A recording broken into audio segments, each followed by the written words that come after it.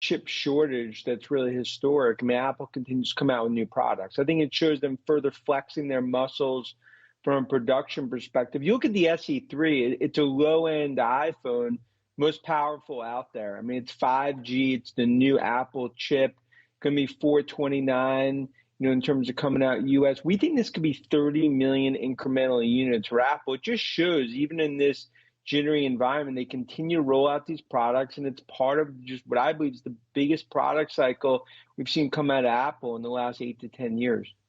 Just how much you mentioned there, could the chip supply shortage be impacted, do you think, by what is currently happening in Ukraine and Russia, and how might it affect big giants like Apple?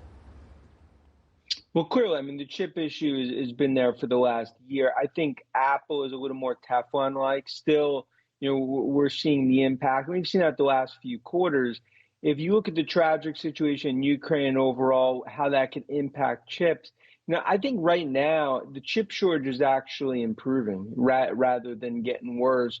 Of course, it's continues to be volatile, but I think for companies like Apple coming out with a product release like this, I think it's them just really another shot across the bow at Samsung and others that Apple's able to do what others can't, because they're at the front of the line when it comes to the chip shortage, and they don't stay in line like many of the others.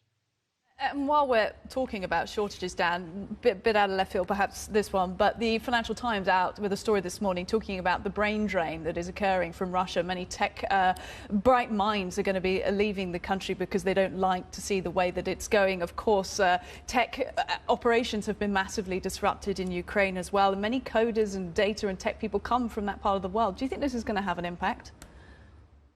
Well, we have many companies that have a lot of top-notch developers and contractors in Ukraine, and I think you've started to see some of those, move to other parts of Eastern Europe, of course, what we're seeing. But in terms of Russia, I mean, I've heard it myself.